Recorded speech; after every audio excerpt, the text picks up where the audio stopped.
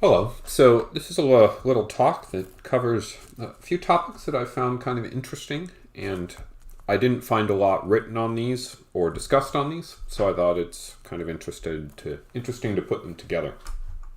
It's kind of a mix of two topics that appear to be disconnected, but I think hope you'll find that they actually are quite connected. So the two topics are around exercise and weight loss and how those fit together, and also around, for those of us who are on low-carb diets, athletic performance and how that relates to low-carb diets. So why should you care about this? Well, the first part is that many athletes find it hard to stay light as they get older. And by athletes, I mean serious athletes. I happen to be a cyclist myself, and when I was younger, I could stay pretty light, just by eating the traditional healthy cyclist diet. And I just kind of rode a lot, and I was reasonably light. I wasn't super light, but I was reasonably light. And then I started getting a lot older, and my weight went up. And even when I ate what I thought was pretty clean, my weight went up. And this is a bit of a conundrum, because most cyclists, at the time I'm riding 100 miles a week, 100 miles a week for me is about 3,000 calories. So that's quite a bit of energy burnt on the bike. I should be able to lose weight pretty easily, but I can't. So it's an interesting question there. Why? The other motivation is that coming up with a fueling mixture that works for you, or a fueling strategy that works for you, can be problematic for longer events. So, and by longer, I mean something, not in the 2-hour range. When you start getting up to 3 hours, 4 hours, 5 hours, 6 hours, what you eat can be pretty important. And if you get it wrong, the downsides can be pretty significant. And finally, the third one, which is kind of a personal thing, it's possible to go on a keto diet and do pretty well generally, but for some sports, keto can be performance limiting. So kind of understanding how all of these things fit together, I think is the whole point of me doing this talk. And to start, I need to start by talking about energy systems, because how the biochemistry works in our bodies is what helps us answer all these questions and come up with an approach that works for us. We need to choose an approach based upon the biochemistry and based on the way the biochemistry actually works, which may at times be different than the way people think it works or have been told that it works. So I'm going to spend a little time talking about energy systems, and then we'll start talking about maybe something that's more interesting. And my usual caveat here is that the biochemistry is simplified. Biochemistry is almost endlessly complex, and I've tried to put it at a level where the concepts can come across without being too hard to approach. So I'm going to talk about burning fat, and I'm going to talk about burning glucose. And we're going to start with fat. So we have fat, and we're wanting to use it, and I'm primarily interested in driving muscles with it, more from an athletic perspective. But most of what we talk about here actually applies in other tissues as well. So we have fat, and we want to burn it. And to burn fat, the first thing we do is a process called beta oxidation. And because that has oxidation in it, we know that it requires oxygen to perform it. So we take fat and we take we take oxygen, and beta oxidation essentially chops up the fat molecules. And for each chunk, it's going to give us a compound called acetyl-CoA. And you can think of this as a temporary holder of energy. And it's also going to produce some ATP. Now, you probably heard about ATP and energy. ATP is the driving force for making our muscles contract. So basically, you can think of ATP molecules coming on, they attach into the muscle fibers, and they turn from ATP to ADP, and the energy that is liberated makes the muscle fiber contract. So basically all these systems are designed around giving us ATP. And then we can use the ATP for our muscles.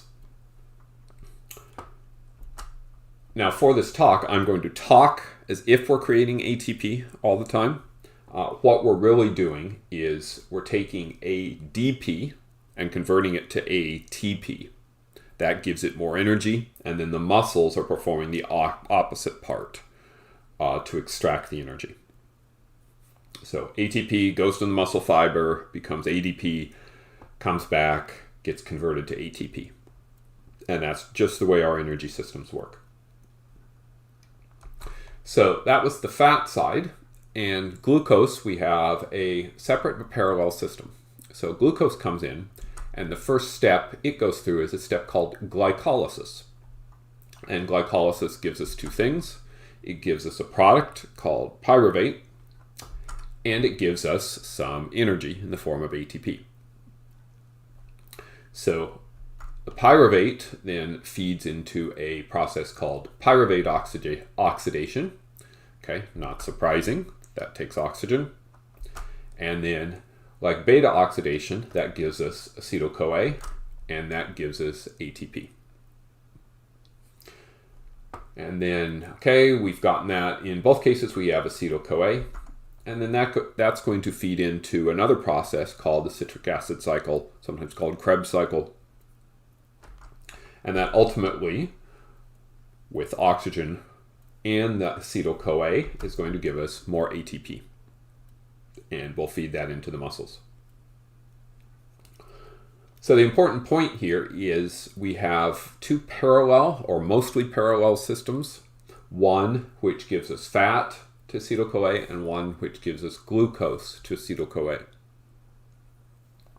And we'll talk more about these two systems later. Now, I'm going to label this part on the right as aerobic, and aerobic just means in the presence of oxygen. And as you can notice, all of the steps that I'm talking about here all require oxygen, so they're all the aerobic side. Now notice over on the left we have glycolysis. That's not part of the aerobic. So one way to think of this is metabolizing fat into energy is a fully aerobic operation. It requires oxygen. Only part of metabolizing glucose into energy requires oxygen. So from a power perspective, you can think of this as your base power or your low-level power. We probably call this base aerobic power if we were talking about training approaches. So you can think of this as the power to ride your bike or to run at a comfortable pace for long periods of time, for hours at a time. This is the system that's primarily driving things. But what if you want a little more power? So you're out running or you're out riding your bike and you have a hill to go up and you need more power. Well, we have kind of a problem here. While we can train the aerobic side to be better, for it to take in more oxygen and create more ATP, at some point, based upon our training, we're going to reach the limit of how much oxygen we can get into that particular muscle cell. And in fact, all this aerobic stuff happens not just in the muscle cell, but it happens in the mitochondria of the muscle cell. So we're going to reach the limit before the limit of how much power we can get out. So what if we want more than that? Is there any way we can run this system and get more power out? And well, if we look over at the anaerobic side, the glycolysis side for glucose, we can see this step generates energy, it generates ATP, and it doesn't require oxygen. So can we get additional power from this part? And the answer is yes, we can, but we have a problem. Every time we run through this, we're going to generate pyruvate. And it turns out that the excess pyruvate accumulates in the cell and it kind of poisons the reaction. So it can generate just a little more and then the reaction stops. Okay, so that's not very useful. So is there a way that we can deal with the pyruvate so that we can keep this reaction running? And the answer is yes. We can actually take the pyruvate, turn it into another compound called lactate. And now that means we've gotten rid of the pyruvate problem, but now we kind of have a lactate problem. It doesn't really look like we've accomplished anything. But it turns out we can take the lactate from that muscle cell and ship it out and put it in the bloodstream.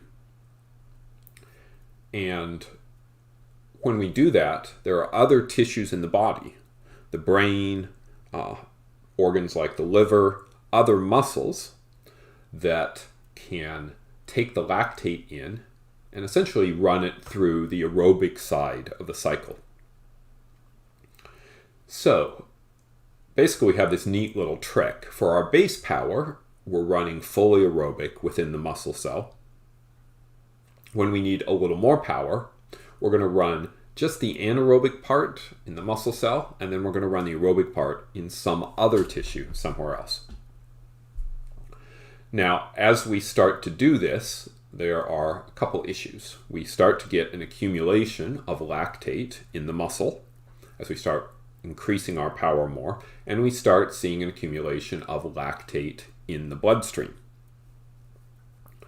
So our ability to do this is going to be constrained by the amount of lactate that the other tissues can pull out of the bloodstream. This is sometimes called lactate clearance.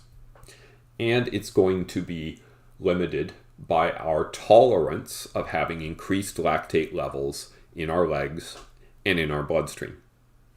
And it turns out, the lactate levels in the muscle going up, that's what makes our muscles hurt when we are working really hard. Now, eventually, if we keep pushing the power up more, we'll reach a point where the other tissues have kind of reached their limit in how much lactate they can process. And at that point, if we work harder, the lactate levels go way up much, much more quickly. And that's what we call the lactate threshold. So here we have the aerobic-based system, and then we have this glycolytic, anaerobic, lactate-based system that kind of sits on top and gives us power above that. And these are the two systems that are most active within endurance exercise. Now, just for the sake of completeness, there is another system that sits on top of that. And this is, well, it's not really an energy source, but more an energy store, a temporary energy store. And this is called a phosphate store, or sometimes called a phosphate pool. And basically, it's composed of a compound called creatine phosphate. And what happens? What can we do with creatine phosphate? Well, we can take creatine phosphate, and from it we can produce ATP and creatine. So if you think you're going out for a run and you start sprinting, the amount of energy your sprint requires is higher than the amount the aerobic and anaerobic systems can create. But you have this small store in your muscles that you can use to generate a lot of energy quickly.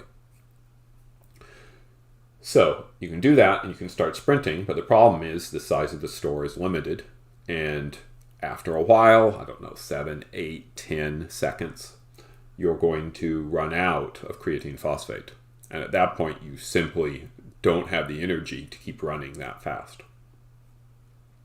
So now we've depleted the store, and we can run the reaction essentially the opposite way. We can take ATP that we've generated from the aerobic or anaerobic systems and use that and the creatine to run the reaction in reverse and get back to creatine phosphate.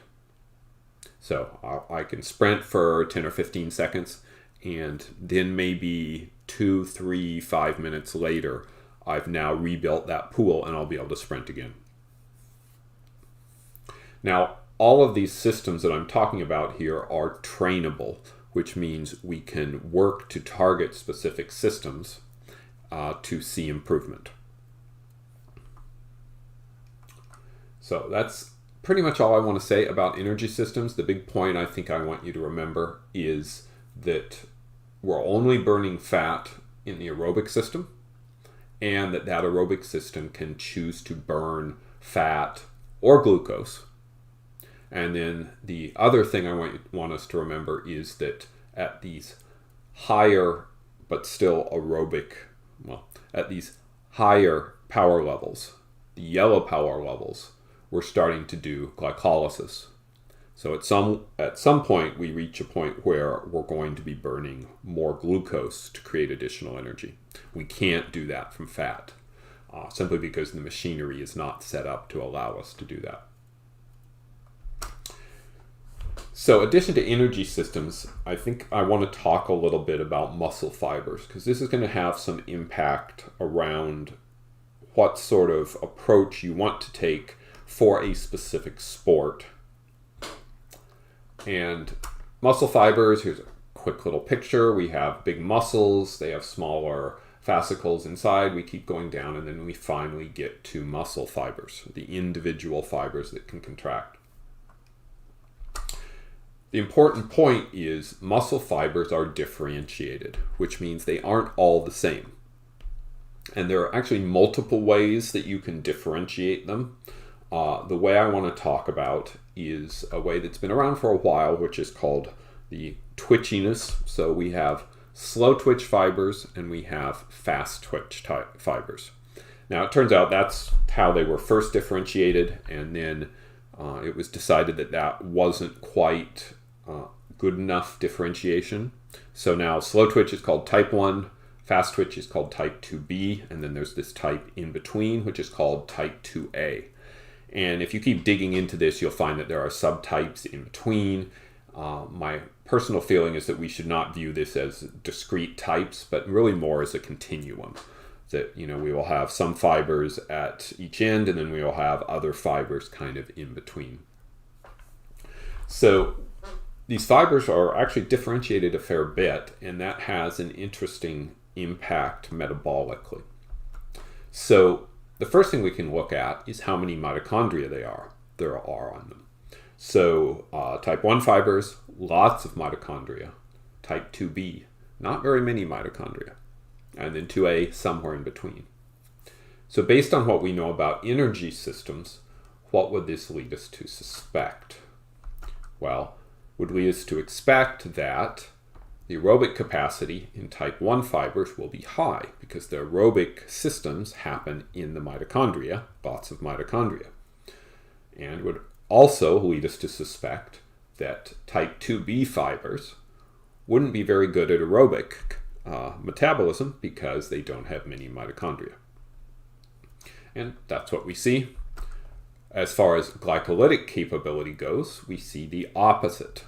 So type 1 fibers aren't really great at glycolytic capacity. Type 2B fibers are great at it. From a power perspective, type 1 fibers are great for long-term generation of low power. So think of jogging as a good example of that. But they're not very good at generating high power. Type 2B fibers are great at generating really high explosive power. So what does that mean? What does this pattern mean from a fuel perspective? Well, as we already talked about, the aerobic side can be powered either with glucose or fat. It's kind of a dual purpose system. The type 2B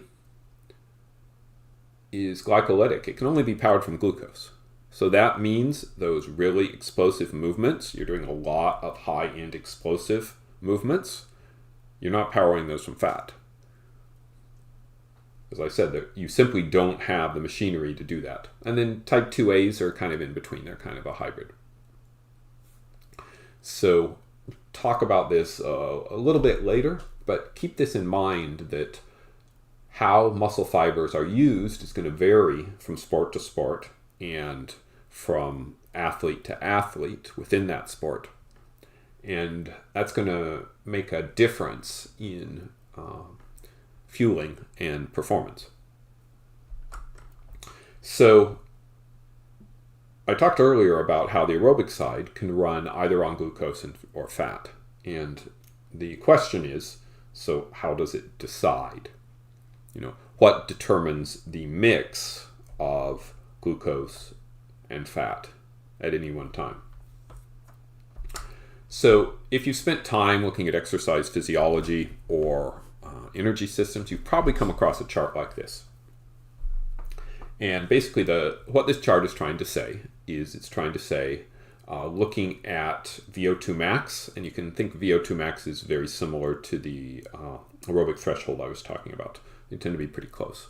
So basically what this is saying is if we're working out at low intensity, most of the power comes from fat and only a little comes from carbs.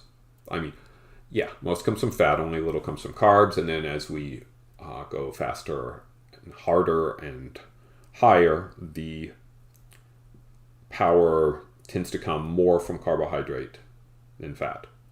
Okay. Now some of this we'd expect. What we know is that the aerobic system can only generate power from fat. We can't get it from the higher energy things. So some of this would be expected. But I think there's some really important points about this specific chart. And I went and found the study that had this chart in it. And then I went and found the base study where the actual data came from. And there's some interesting things that we can learn from that. So this data was collected from 5 endurance-trained cyclists. And the study, if I recall, was back in 1993. So it's pretty old.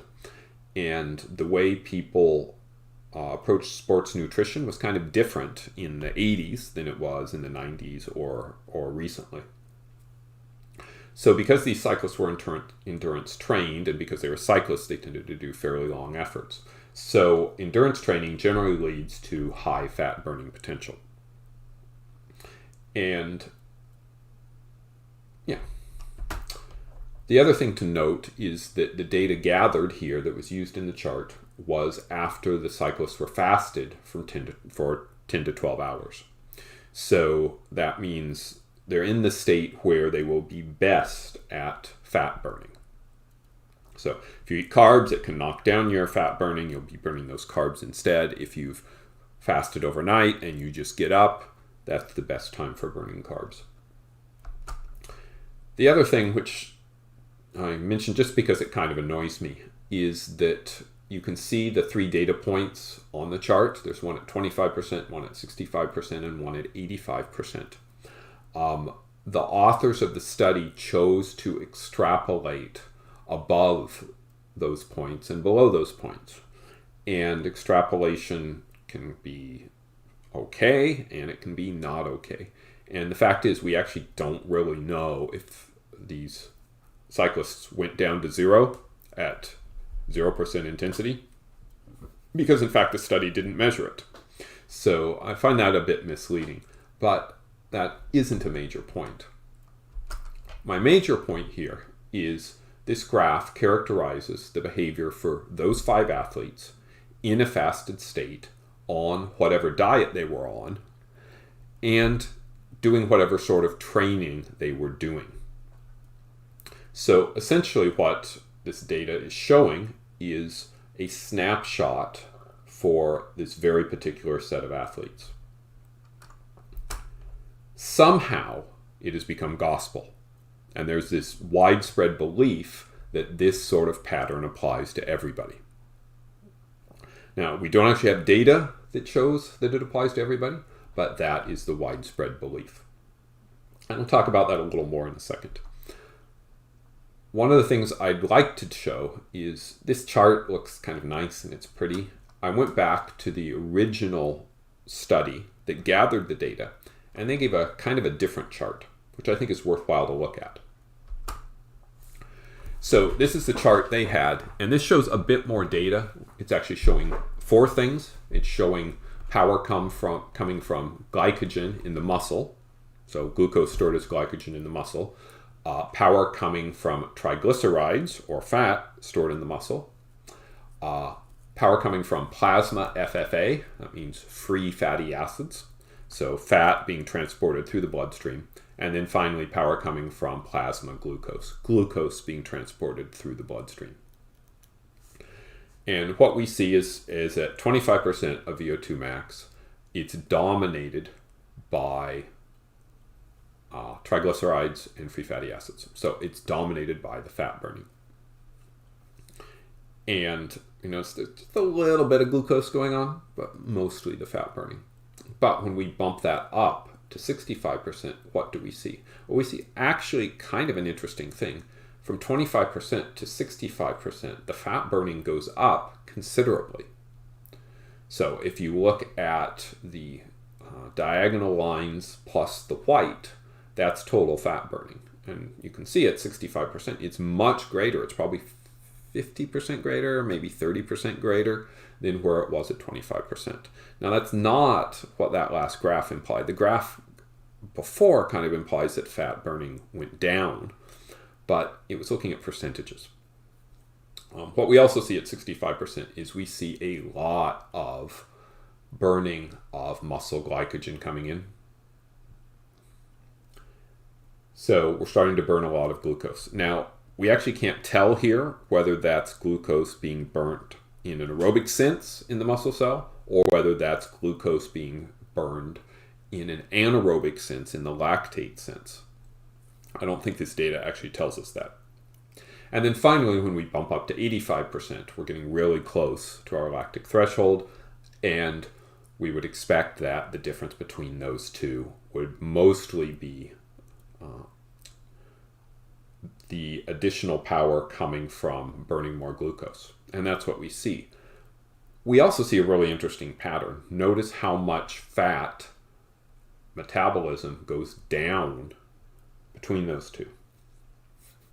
So if we have these three data points, the place that is burning the most fat isn't the place that's burning the most calories. It's the 65%. As we go up, we've actually reduced the amount of fat we're burning. I'll talk about that a little more. Now, one of the problems with this is because of the technology they had when they did the study, and they didn't have a good way of doing it continuously, we only have these three data points. And it could be that if we looked at this, maybe if we looked at 45% of VO2 max, it could actually be that 45% was burning more fat than 65%. It's not really clear. But the point here, what we can tell, is that this really high intensity is actually not as good at fat burning as kind of the moderate intensity, which is really kind of an interesting outcome. So since I was talking about not liking that graph, you probably won't be surprised that I have some different data I'd like to show. And for this data, I have data from two athletes, and this is data collected as part of a VO2 max test. So you take the athlete, they both happen to be cyclists, you put them on an exercise cycle, you hook them up so that you can measure what they're breathing in and what they're breathing out, and then by analyzing that, you can figure out pretty close how much of the power is coming from carbohydrate or glucose, it's marked as CHO here, and how much is coming from fat. So we bring an athlete, we bring them in, and we put them through this test, and we have a plot like this. And notice that the x-axis uses kind of this weird scale called relative power, expressed as watts per kilogram of athlete weight. This is a very common thing to use in the cycling world because your power to weight ratio, if you're doing things that are hilly, is more important than your pure power. It's better to have a better power to weight ratio than it is to just have pure large amounts of power, at least for some cycling disciplines. So what can we tell about this cyclist? Well, the first thing I'd like to note is that this chart looks nothing like the chart from the study, from those five cyclists. It doesn't look at all like it. Except in the fact that, okay, once we get above 2.5 watts per kilogram, we see that the carbohydrate goes up and the fat goes down. And, okay, we'd expect that when we start going into the lactate realm. But other than that, what do we see? Well, we see this athlete gets the vast majority, 75% or more, of their energy from carbohydrates all the time, even at low exercise intensities. And they only get about 25% from fat the whole way across. So this is already at odds, and this is one of the reasons I don't like the previous chart that I was showing. So this is one athlete, and let's find another cyclist and do the same thing. And here's the chart we get from the second cyclist. And the first thing to note is that it looks quite a bit different than the first cyclist, right? The shape of the curves are different and the absolute values of the curves are different. So we can see that while the first cyclist was very good at burning carbs, I call them carb optimized, the second cyclist can kind of burn both carbs and fat. They're a little more dependent on carbs, but not a lot more dependent on carbs. So it's fairly even until we get to the higher intensities where, of course, we expect carbs to dominate. So if we look at these two, I'd like to ask you a question. What do you think the difference is between their diets? Just seeing here. What would you expect athlete 1 to have eaten, and what would you expect athlete 2 to have eaten? So, athlete 1 self-admittedly said that he had a sweet tooth and he ate lots of refined sugar. Okay? So, very high carbohydrate, very high refined carbohydrate diet. And when we find that out, it's really not surprising. He always has a lot of glucose around, and his body is optimized pretty well at getting power from glucose. So what about the second? What do we think we're going to see from the second athlete? Okay, well, this athlete was eating what I'd call a healthy athlete diet, which is still recommended as a high carbohydrate diet, but not the same amount of sugar. And perhaps not the same amount of carbohydrate overall compared to the first athlete. So we see that the second athlete has quite a bit better fat burning. They eat less sugar. They probably eat more fat. So it's really not surprising. And there's this general principle that people will adapt their carbohydrate and fat burning ratios roughly to the kinds of diets that they're eating. So we have these two athletes and we have this kind of static data, and this static data is interesting. We do see a difference, but it's more interesting to discover whether we can actually change this. And how can we change this? Well, we're going to put these two athletes on a high-fat, low-carb diet. We're going to leave them on the diet for 10 to 15 weeks so that they can do training and so that they can adapt. And then we're going to see what happens. And this time period is really important. So you remember looking back at the energy system part, we had the beta oxidation part, and then we had the glucose, the glycolysis, and the pyruvate oxidation part. It's possible to optimize one of those through training and not optimize the other. So you just don't automatically become a better fat burner by burning more fat. Like any other aerobic adaptation, it takes training time. Just like you don't get faster as a runner, just magically, you have to go out and do the training. So we've done that for these two athletes. And then we bring them back in and we're going to run the same test. So here's what we get for athlete 1. And the dotted lines are the original and the solid lines are the after. So what do we see here? Well, we see that this athlete became quite a bit better at burning fat. And that's a significant change. At some point, it's almost a doubling of how much they were burning. They're still burning more carbohydrate pretty much everywhere compared to burning fat, but it's a lot more even. So with this athlete, we've pushed them more towards a more even pattern. And the question is, what did this athlete actually eat? Because high fat, low carb is hard to do, and it's especially hard to do and train at the same time. And what happened with this athlete is the athlete gave it a good try and concluded that it just didn't work for them. But the athlete did make some changes. So he decided to minimize sugar. So he got rid of a lot of the refined sugar that he was eating in the past. He was still eating oats for breakfast. He was still eating quite a bit of fruit. And he decided to reduce and limit things like bread, pasta, rice, and potatoes to a few times a week, rather than eating a lot of that all the time.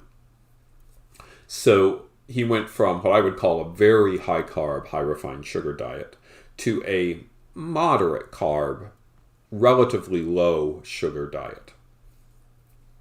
So we'd expect from that moderate diet, we'd expect to see something moderate, and that's kind of what we saw here. But even though it's moderate, this athlete is burning quite a bit more fat than they were burning before. So what about athlete 2? Well, this is a fun one. So dotted line was the old chart and solid line is the new chart. And we noted before that they were pretty moderate, pretty in the middle. And now we have an athlete who, under a fasted condition, produces the majority of their energy from burning fat for virtually the whole range of power. So this is really a significant change. And that was done just by changing diet. And we notice we only see crossover even though at high powers we start to lose fat burning and we start to increase carb burning. Only at the very top do they actually cross over. So like the first athlete, the athlete here didn't quite follow the exact diet, but he did make some changes. And his big changes was he stopped eating grains and he stopped eating fruit. He already wasn't eating much sugar or much refined sugar. So he got rid of the rest of that in fruit. So that's the sort of change, and this pushed him towards this pattern where he's burning a lot more fat. So my overall point here is, first of all, that chart that I showed you from those 5 athletes only really applied to those 5 athletes. Here we've looked at 2 athletes on 2 different diets, and we found 4 different patterns of metabolism. So basically the point here is that we can push the way the body metabolizes in the aerobic sense, how it chooses between fat and glucose, merely by changing diet and by training under that diet. Okay, so what? So now that I've talked about those things, what does that really mean? Why should we care? So I've come up with a few slides on what I think are the important implications from this. And the first one is going to talk about weight and body composition. So the first implication is that your ability to burn fat depends on your glucose state during training. To be good at burning fat, you need to regularly train in a glucose-limited condition.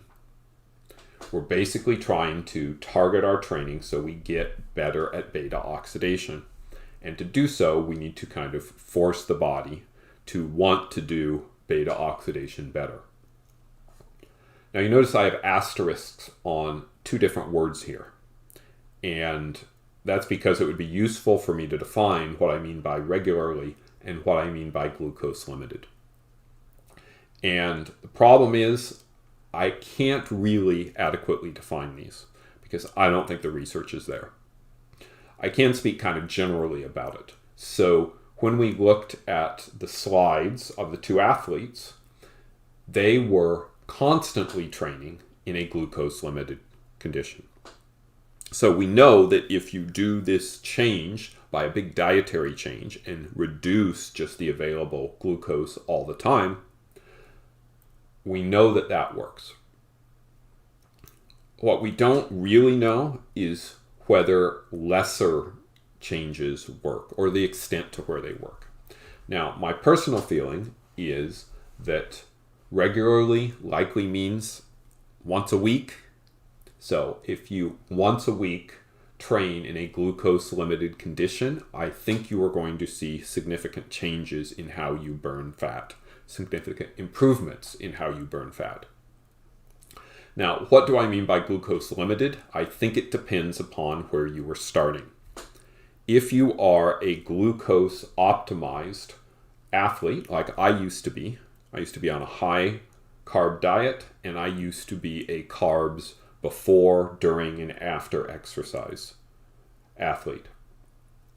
If you start there, glucose limited to you may mean just getting rid of that pre-exercise high carb meal.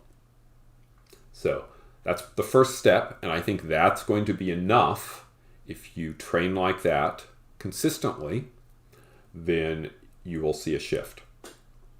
It's a little training stress, it's not a lot. What's the next step? So the next step is one of two things. It's either getting rid of the carbohydrate supplementation during your exercise, or getting rid of the carbohydrate that you eat earlier in the day. So it might mean eat the way you would before, no pre-exercise meal, and no carbohydrate during the ride or during the exercise. Or it might mean don't eat anything, go exercise, but still have some carbohydrate along the way. I think that's kind of the second step. The third step is get up in the morning. When you're fasted, go and train. And I think the latter of those is going to be the closest to what those two athletes saw when they made the dietary changes. Now, making a small dietary change is likely going to help you here as well. You don't necessarily have to go to low carb or ultra low carb, but maybe going to moderate carb. The second implication. So the amount of fat you burn per minute is limited by your beta oxidation capacity. As soon as you get into the lactate realm, all additional power comes from glucose and therefore does not result in more fat burn. If you are trying to improve your body composition, if you are trying to lose weight through exercise, all you care about is beta oxidation. It's the only thing that's going to burn your fat. And as we saw in the data of those 5 cyclists, as they worked harder, beyond a certain point, their fat oxidation went down. They actually burned less fat per period of time.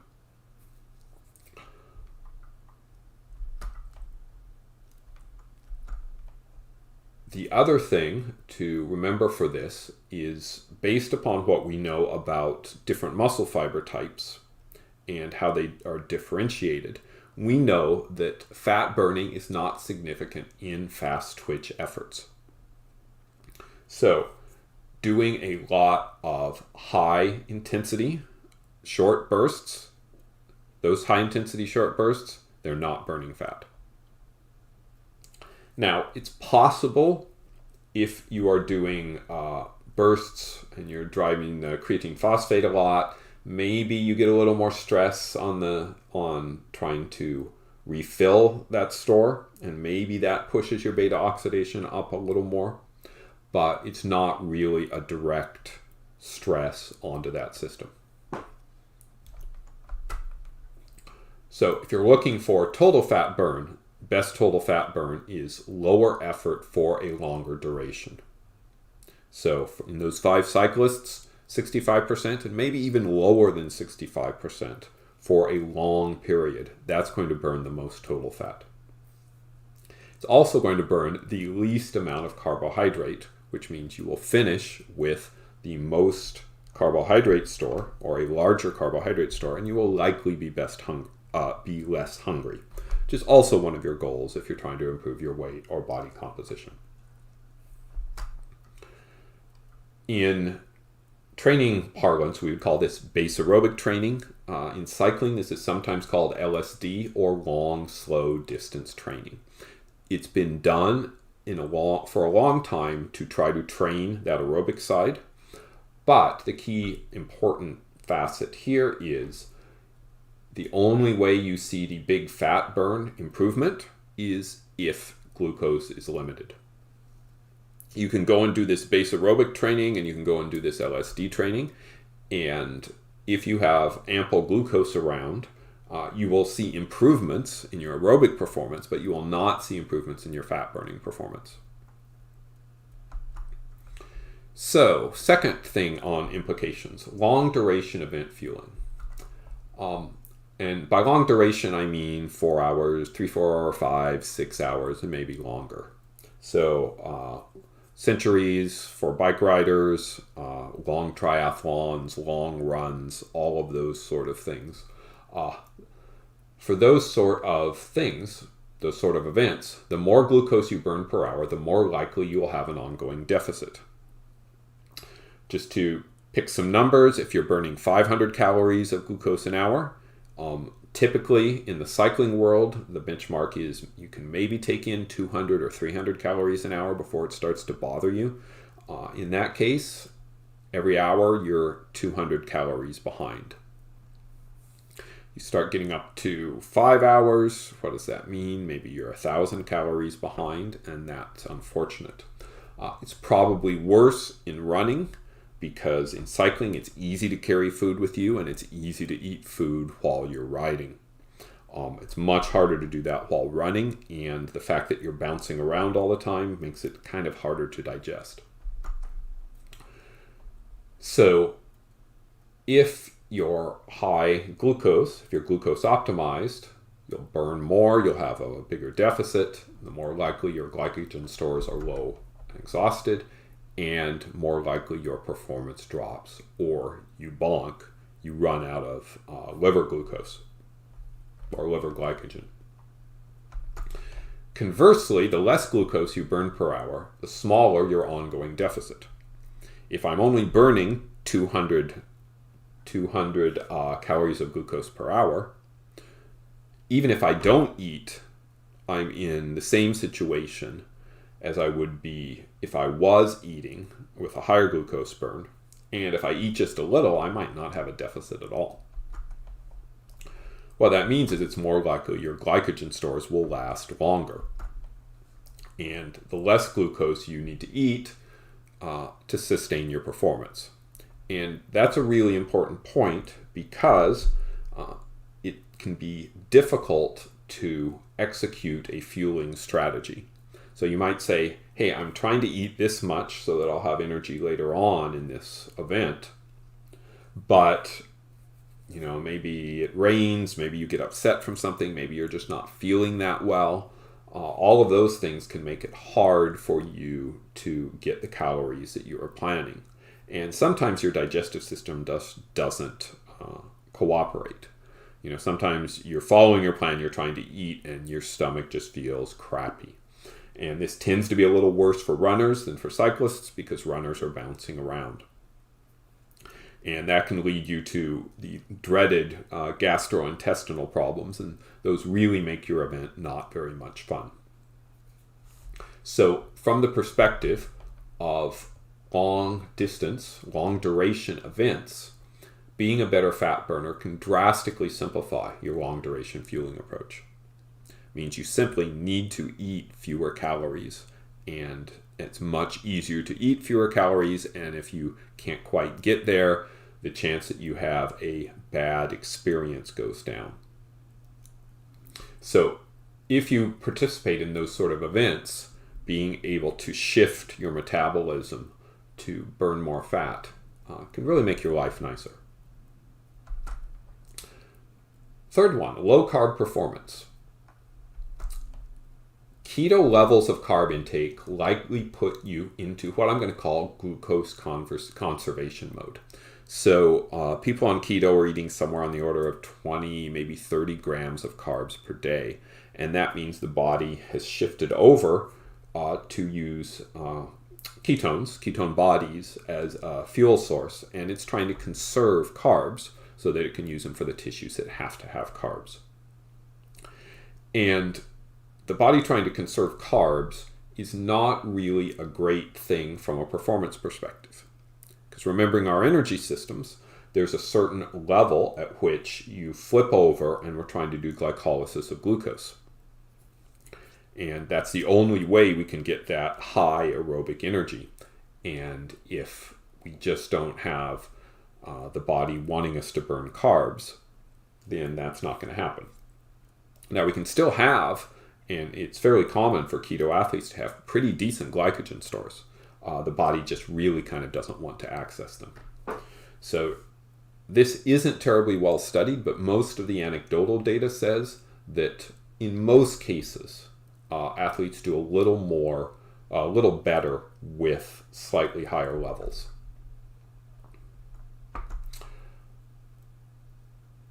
So if you're doing longer or harder activities, you may burn lots of glucose even if you're fat adapted. So say your diet isn't keto, it's a little higher, but you go out and you're doing centuries, a fast century on the bike, or you're a fast runner or anything like that.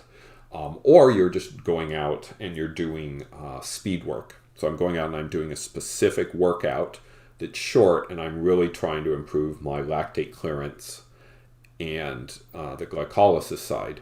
If I try to go and do that and I don't have enough glucose, it's going to be hard for me to accomplish my goals.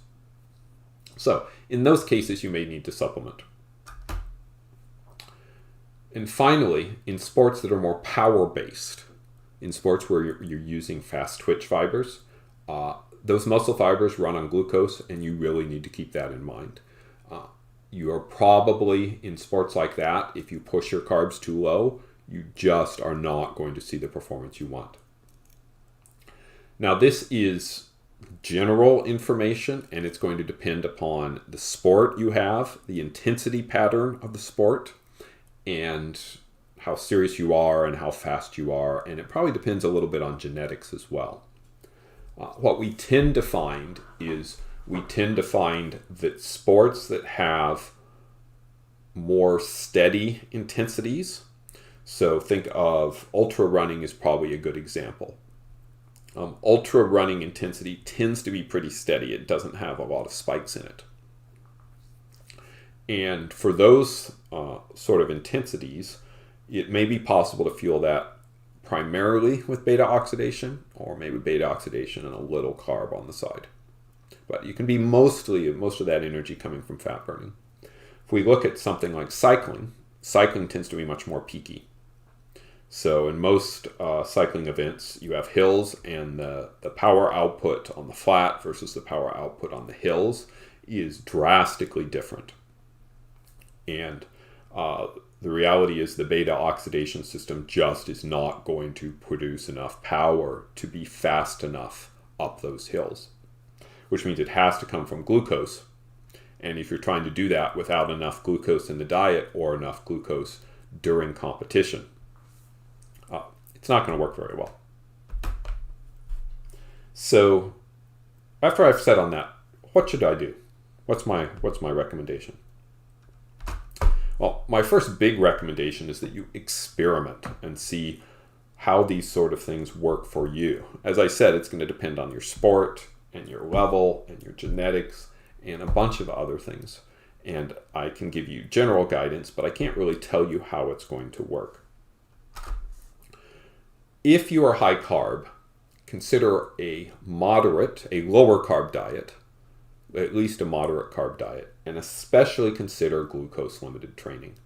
I think that the big effect you're going to see from the glucose limited training is the significant one.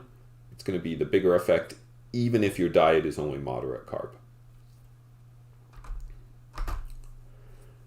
When you start, remember that when you first start this, you're optimized more towards getting energy from carbs. It means you can't get a lot of energy from fat, even though you're in a low glucose state.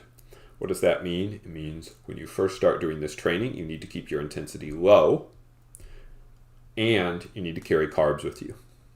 Because it may turn out that if you got up and you did a fasted bike ride, it might turn out 2 hours later that you have, even though you were riding low and slow intensity, you may have run through all your glucose and you may bonk. So, ease your way into this. If you are low carb, if you've made a switch to a low carb, consider supplementation. I would say either eating more carbs as a base diet, and if you're really concerned about keto, you really want to be in ketosis most of the time, even if you eat extra carbs, if you are consistently training, most of that extra glucose is just going straight into your muscles. It's being used directly for that. So it's not going to kick you out of ketosis if that's something you really care about. I think eating more carbs as a base diet is something pretty simple to do, and I would recommend that. You can also consider supplementing around intense training or competition.